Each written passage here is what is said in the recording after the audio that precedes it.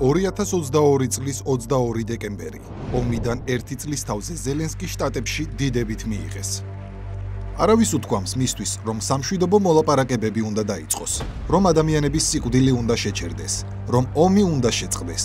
არავის უთქვამს, რომ რის გამოც ომი დაიწყო, ანუ უკრაინის ნატოში გაწევრიანების საკითხი, უტოპიური იყო და ამის გამო არ ღირდა ქვეყნის განადგურება.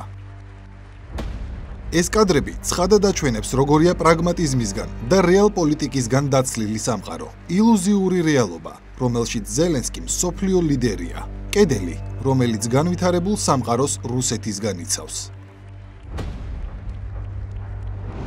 მაგრამ უკვე 3 წლის შემდეგ, როდესაც თეთრ სახლში ტრამპის ადმინისტრაცია მოვიდა, რომელმაც სიმართლეს თვალი გაუსწორა და ილუზიის ნაცვლად რეალ პოლიტიკა დააბრუნა დღის წესრიგში, სურათი შეიცვალა. წინა შემთხვევისგან განსხვავებით, მან ზელენსკის და მსოფლიოს უთხრა ის რეალობა, რასაც ადრე მალავდნენ. უთხრა, რომ ომის შეწყვეტას ალტერნატივა არ აქვს. ჩვენ ძალიან კარგი დისკუსიები გვქონდა რუსეთთან, მე ვისაუბრე პრეზიდენტ პუტინთან და ვცდილობთ ამ კონფლიქტს ბოლო მოვუღოთ. ეს არის ის, რაც თქვენ გსურთ და რაც მას სურს. ჩვენ უნდა მოვილაპარაკოთ შეთანხმებაზე. მთავარი პრობლემა ამ ეტაპზე არის ჯარისკაცების რაოდენობა. ისინი ათასობით ჯარისკაცს კარგავენ. ორივე მხარე კარგავს უამრავ ჯარისკაცს. ჩვენ გვსურს ეს შეჩერდეს. ჩვენ გვსურს, რომ ფული უფრო სასარგებლო მიზნებისთვის იქნას გამოყენებული, მაგალითად ქვეყნის აღსადგენად. მოვლენების ამგვარ განვითარებას რეალ პოლიტიკა მოითხოვს, ანუ პოლიტიკა, რომელიც არსებულ ვითარებას პრაგმატულად აფასებს, ყოველგვარი ემოციისა და სენტიმენტების გარეშე, რადგან შედეგია მნიშვნელოვანი. შედეგი კი მშვიდობის დამყარებაა, ადამიანების სიკვდილის შეჩერება და ფულის დახარჯვა უკრაინის აღდგენაზე, ნაცვლად ომისა. 50 წუთის განმავლობაში მიმდინარეობდა შეხვედრა ოვალურ კაბინეტში მედიის თანდასწრებით და 40 წუთის განმავლობაში ყველაფერი დიპლომატიურ ჩარჩოებში იყო მოქცეული. ტრამპი და ვიცე-პრეზიდენტი ჯეიდი ვენსი რეალურ სიტუაციაზე საუბრობდნენ, სირთულეებზე, რომელიც უკრაინაშია და მისი დასრულების გზებზე, დიპლომატიის უპირატესობაზე ნაცვლად რაკეტებისა. შეუძლებელია ცუდი რამ ვთქვა ვლადიმერ პუტინზე, შემდეგ კი ტელეფონი ავიღო და ვკითხო, როგორ მიდის სამშვიდობო შეთანხმება. ეს ასე არ მუშაობს. მე არ ვარ პუტინთან გაერთიანებული, მე არ ვარ გაერთიანებული არც ერთთან. მე ვარ გაერთიანებული ამერიკის შეერთებულ შტატებთან. გინდათ რომ მე ვიყო მკაცრი, მე უფრო მკაცრი ვიქნებოდი, ვიდრე ნებისმიერი ადამიანი, ვის თქვენ ოდესმე გინახავთ, მაგრამ ასე ვერ მიიღებთ შეთანხმებას. 4 წლის განმავლობაში ყავდა პრეზიდენტი, რომელიც გამოდიოდა პრესკონფერენციებზე და მკაცრად ლაპარაკობდა ვლადიმერ პუტინის შესახებ. შემდეგ პუტინი შეიჭრა უკრაინაში და ქვეყნის მნიშვნელოვანი ნაწილი გაანადგურა. მშვიდობისა და კეთილდღეობისკენ გზა შესაძლოა დიპლომატიაში ჩართულობა იყოს, რაც ამერიკას კარგ ქვეყნად აქცევს. და სწორედ ამის შემდეგ ჩანს რა ხდება მაშინ, როდესაც რეალ პოლიტიკა ტრამპი ვენსის სახით ილუზიურ რეალობას ზელენსკის როგორც დიპ სტეიტის მიერ მართულთა კრებსით სახეს უპირისპირდება. ზელენსკისთვის როგორც ჩანს რეალობა მიუღებელი აღმოჩნდა. ილუზიური სამყარო ჯობს, სადაც ხალხი კი იხოცება, მაგრამ ზელენსკის ტაშით ეგებებიან.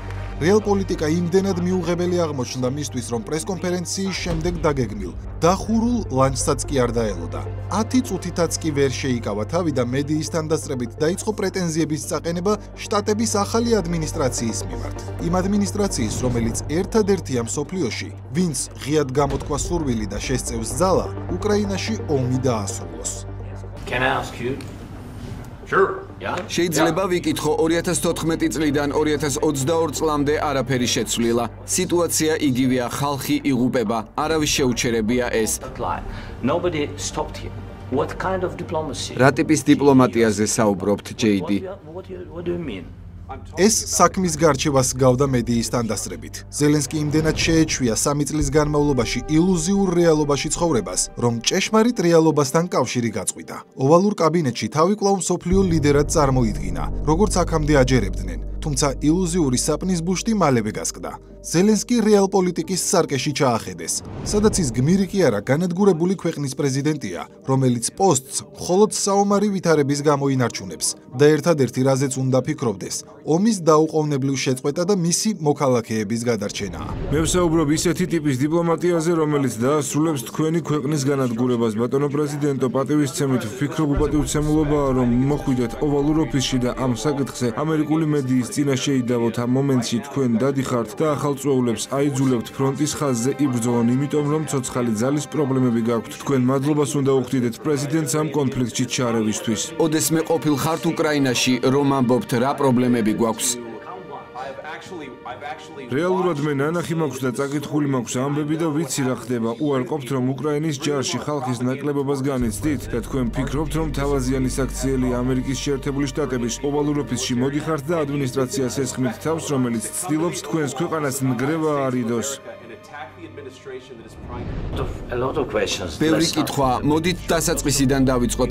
პირველ რიგში ომის დროს ყველას აქვს პრობლემები, მათ შორის თქვენც, მაგრამ თქვენ მშვენიერი ოკეანე გაქვთ და ჯერ არ გრძნობთ ამას, მაგრამ იგრძნობთ მომავალში. ეს არის შენ არაფერი იცი ამის შესახებ, ნუ მიგვითითებ ჩვენ რას ვიგრძნობთ, ჩვენ ვცდილობთ რომ პრობლემა მოვაგვაროთ, ნუ გვეუბნები რას ვიგრძნობთ, რადგან არ ხარ იმ პოზიციაში რომ გვიკარნახო რამე გახსოვდეს ეს. მე გეუბნებით თქვენ იგრძნობთ გავლენას. საკუთარ თავს საშუალებას აძლევ რომ ძალიან ცუდ პოზიციაში იყო და ახლა კოზირები არ გაქვს, ჩვენთან ერთად კოზირები გექნება. მე ბანკოს არ ვთამაშობ, ძალიან სერიოზულად ვსაუბრობ, ბატონო პრეზიდენტო.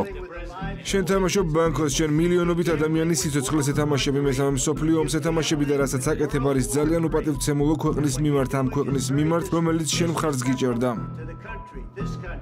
თქვენ ფიქრობთ რომ თუ ილაპარაკებთ ძალიან ხმამაღლა ომის შესახებ? ის არ საუბრობს ხმამაღლა, ის არ საუბრობს ხმამაღლა, შენი ქვეყანა დიდ გასაჭირშია. შემიძლია პასუხი გავცე? არა, შენ ბევრი ილაპარაკე, შენი ქვეყანა დიდ გასაჭირშია.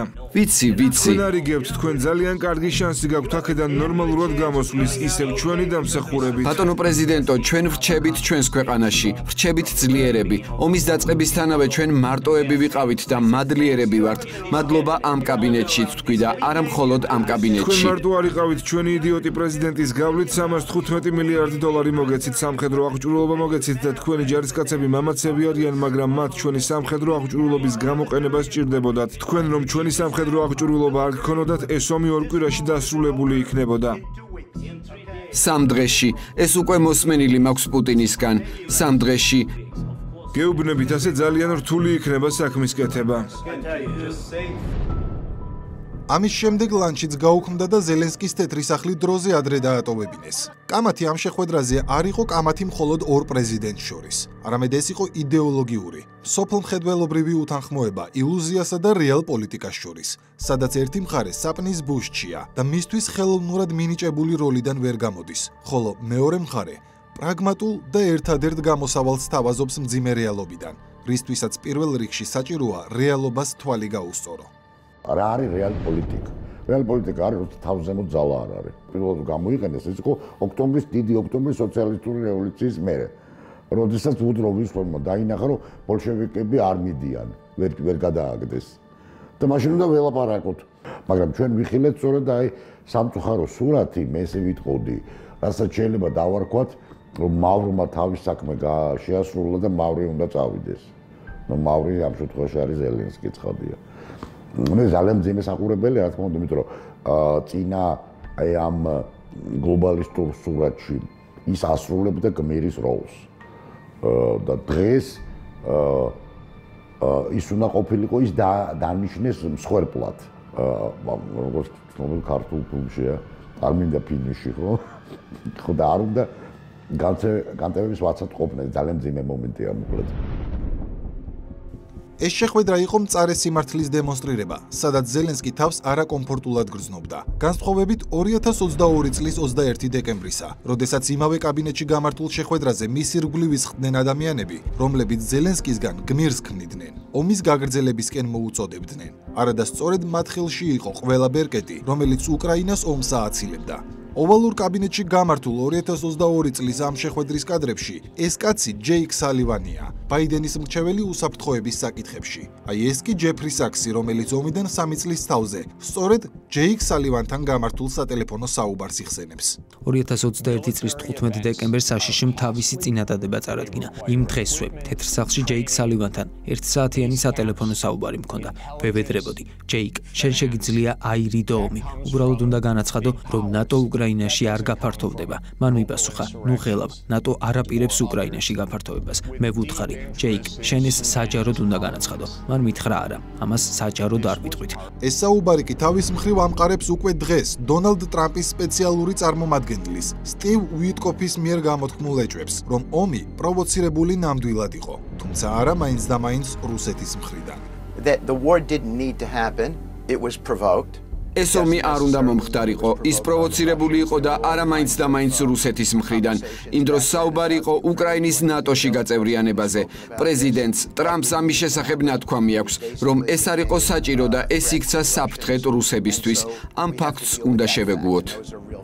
ასე რომ 2022 წლის 21 დეკემბერს ზელენსკისთვის მაშინდელ ადმინისტრაციას ის რეალობა რომ დაენახებინა, რაც 2025 წელს ტრამპმა დაანახა, უკრაინა ნანგრევებად არ იქცეოდა.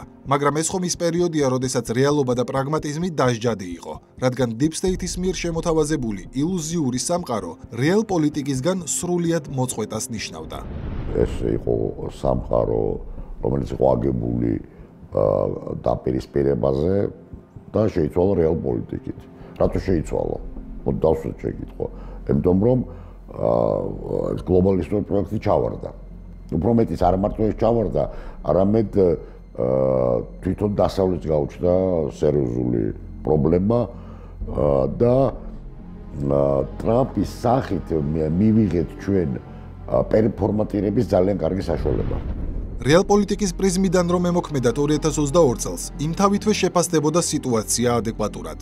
რომ არაბირთვული უკრაინა ვერასდროს დაამარცხებდა ბირთვულ რუსეთს. ვერ დაამარცხებდა რუსეთს, რომელსაც მნიშვნელოვანი როლი და შესაბამისად გავლენები აქვს გლობალურ სავაჭრო არქიტექტურაში. რუსეთს, რომლის ენერგორესურსებზე დამოკიდებულება საკმაოდ მაღალია ევროპაში და არა მხოლოდ. ფაქტების რეალურად შეფასება ცხადყოფს, რომ ამ ომის ბედი დასაწყისშივე გადაწყვეტილი იყო. მისი დასრულება დასაწყისშივე შესაძლებელი. ომიდან ერთი თვის თავზე უკრაინა ხომ მზად იყო ნატოზე, რომელშიც არც არასდროს ელოდნენ, უარი ეთქვა და ნეიტრალიტეტის პირობებზე ესაუბრა. უკრაინა მზად არის წავიდეს დათმობაზე ნეიტრალურ სტატუსთან და ქვეყნის არაბირთვულ სტატუსთან დაკავშირებით, თუ იქნება მესამე მხარის მიერ უსაფრთხოების გარანტიები. ნეიტრალური სტატუსი და არაბირთვული სტატუსი იყო რუსეთის პირველი პრინციპული პუნქტი. სწორედ ამიტომ დაიწყო რუსეთმა ომი უკრაინაში. მაგრამ Deep State-მა უკრაინას მშვიდობის, თელს ევროპას კი პრაგმატული გადაწყვეტილებების მიღების უფლება წაართვა. 29 მარტს ანკარაში თითქმის მიღწეული სამშვიდობო შეთანხმება უკრაინას დაატოვებინეს. ევროპას კი რუსეთის წინააღმდეგ სანქციების პაკეტები აამოქმედებინეს და მას შემდეგ საუბარი მშვიდობასა და მოლაპარაკებებზე აიკრძალა. რეალ პოლიტიკის ნაცვლად დაიწყო ტვინის გამორეცხვის მასშტაბური პროპაგანდა. ნამდვილი სიმართლე ისაა, რომ უკრაინა გაიმარჯვებს. უკრაინა გაიმარჯვებს. უკრაინა ამ ომს იგებს. უკრაინა იმარჯვებს. უკრაინის გამარჯვება გარდაუვალია. უკრაინის გამარჯვება არცაა საკითხავი. უკრაინა გაიმარჯვებს. უკრაინა გაიმარჯვებს. უკრაინა გაიმარჯვებს. უკრაინა გაიმარჯვებს. დასავლელ ლიდერებში რეალიზმი დავიწყებას მიეცა. აბსურდი ერთადერთ ჭეშმარიტებად გამოცხადდა. უკრაინა მოიგებს ამ ომს და იქნება თავისუფალი. პუტინი ვერ მოიგებს ომს უკრაინაში. რუსეთი უკვე დამარცხდა. არ არის შესაძლებლობა, რომ პუტინმა მოიგოს ომი უკრაინაში, რადგან მან უკვე წააგო ეს ომი.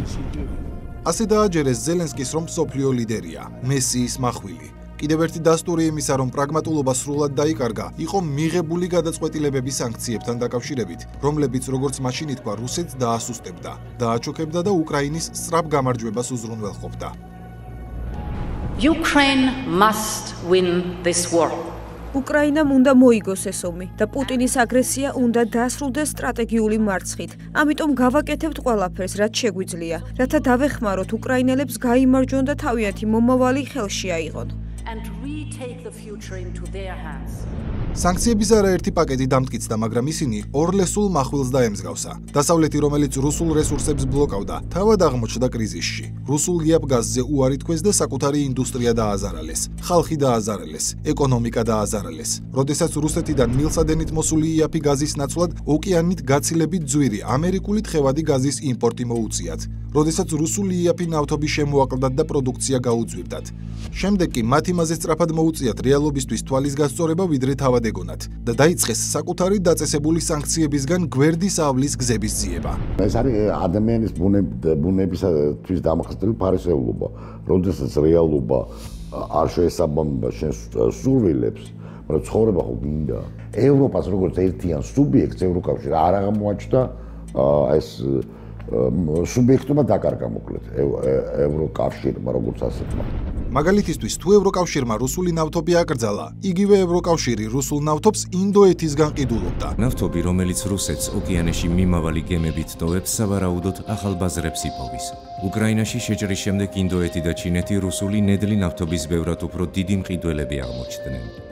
ამას გარდა New York Times-ი ჯერ კიდევ 2022 წელს წერდა. ბელგიელებმა რუსული ბრილიანტებით ვაჭრობა დაიცვეს. ბერძნები რუსულ ნავთობს დაუბრკოლებლად აგზავნიან. საფრანგეთს და რამდენიმე სხვა ქვეყანას კვლავ შემოაქვს რუსული ურანი, ბირთვული ენერგიის წარმოებისთვის. რეალობა პრაგმატულ გადაწყვეტილებებს ითხოვს. უბრალოდ მთელი აბსურდულობა იმაშია, რომ პრაგმატულმა გადაწყვეტილებებმა ჭრდილში გადაინაცვლა, რადგან როგორც ვახსენეთ, გლობალური deep state-ი რეალ პოლიტიკას გრძალავს. თავარი ილუზიაა. ამერიკა გამოძრვა, ევროპა ვერ გამოძრვა. ევროპის გამოძრვა იქნება ევროპის დაშლა.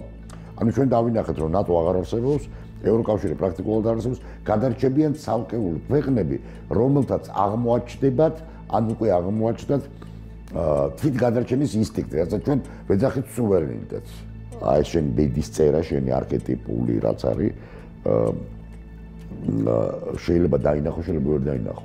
თუ ამას ხედავ და ამას ასრულებ აი ამ როლს, რომელიც არის გაწერილი ღვთისაგან, ეს უკვე აღარ არის ბედის წერა. ეს უკვე არის შენი როგორც იტყოდა ჰეგელი და ძალიან უყვარდა ენგელს ამის გამეორება, თავისუფლება ეს არის გააზრებული აუცილებლობა. ჩვენ დავინახეთ რა გველის თუ ჩვენ სხვის თამაში ვითამაშებთ.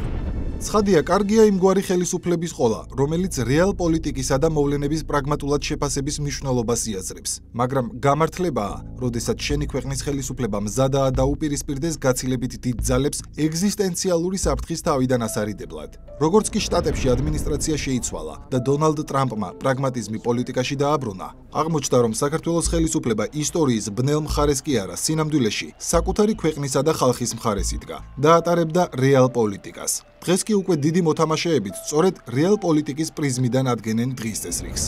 კიდევ ერთხელ გაივლო ზღვარი იმ ძალებს შორის, რომლებსაც სურთ მშვიდობა და ადარდებთ უკრაინელების ბედი და რომლებსაც სურთ იომონ უკანასკნელ უკრაინელამდე. კიდევ ერთხელ დამტკიცდა ისიც, რასაც 3 წელი ვამტკიცებდით. ამერიკის შეერთებული შტატები და გლობალური ომის პარტია ორი სხვადასხვა მოცემულობაა.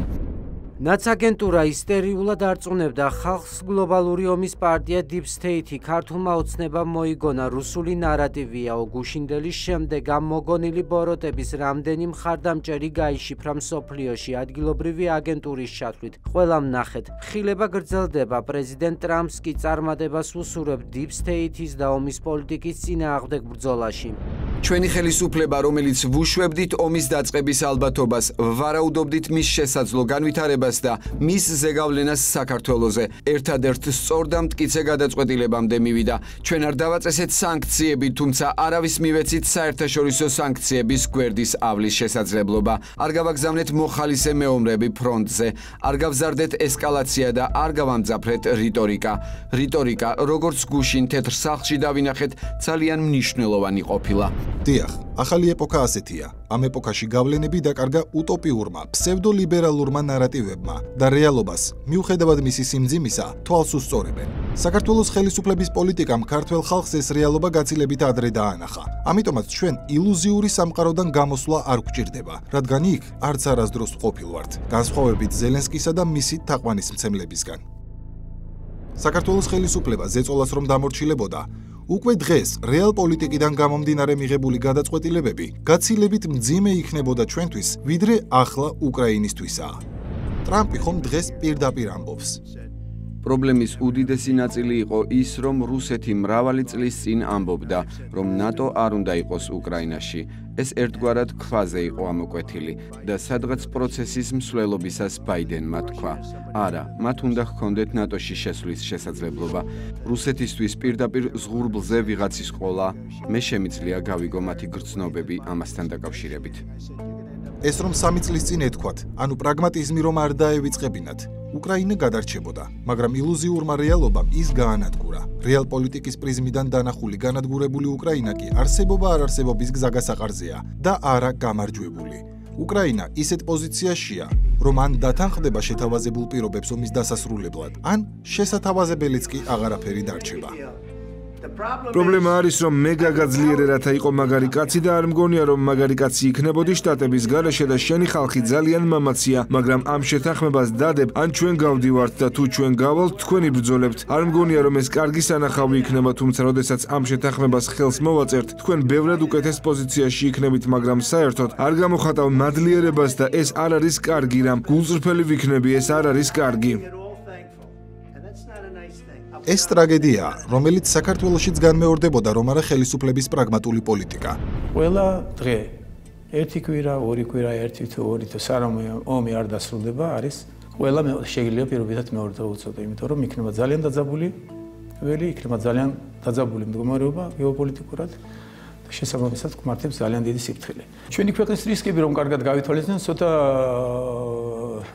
ვახდოს ისტორიას ცოტა უკან გადავხედოთ, გავიხსენოთ 2008 წლის ნატოს სამიტი, სადაც უკრაინა და საქართველო არ მიიღეს ნატოში და ეს მიაბრალეს სხვადასხვა ქვეყნებს, მაგრამ რეალობა სულ სხვა, მის განმარტებას მე ახლა არ შევეცდები, მეც ვიტყვი რომ არ მიიღეს საქართველოში, იმიტომ კი არა ვიღაც ერთმა თუ ორმა ქვეყანამ დაბლოკა. არამედ ვინც არიან რეალურად მარტო ნატოს კოორდინატორები, ამაზეც არ გავჩერდები დღეს დამძულში, ვინც მართავს რეალურად ნატოს როგორც იმართება, მათ არ ქონდათ სურვილი უკრაინას და საქართველოს მიღების ელემენტარული მიზეზის გამო. გვამომეს და კიდევ უნდათ რომ გვამომენ, ამისთვის ვიხავით ჩვენ გამზადებული და ამისთვის გამზადებული. ეს ტრაგედია, რომელიც საქართველოშიც განმეორდებოდა, რომ არა იმდროინდელი მოცემულობის ადეკვატურად აღქმა თბილისიდან და თავგანწირვაც. რადგან სწორედ თავგანწირვაა, როდესაც სიმართლისა და ეროვნული ინტერესების დაცვისთვის 1000-გვარ შეურაცხყოფას, მუქარას, შემოტევას უძლებ. ჩვენ აგრესიულად ვიცავთ უკვე საკუთარ თავს, ხედავთ რამდენად დიდი ზალა გვებრძვის გარედან. ჩვენ გვჭირდება უაღრესად დიდი სიფხიზლე, რომ რამე გადაცემა არ დაუშვათ. თორემ მივიღებთ უბედურებას, რომელიც შეიძლება ვეღარასდროს ვეღარ გამოვასწოროთ. თავგანწირვაა, როდესაც ადამიანების სიცოცხლისა და ქვეყნის მომავლის გადარჩენისთვის შენზე ბევრად დიდ და გავლენიან ძალებს უპირისპირდები. არ ასრულებ მათ მოთხოვნას და არ იწყებ ომს. თავგანწირვაა, როდესაც ფაქტობრივად მარტო რჩები და გლობალური გავლენიანი ჯგუფების პირისპირ შენი მოკავშირე მხოლოდ სიმართლე და შენი ხალხია.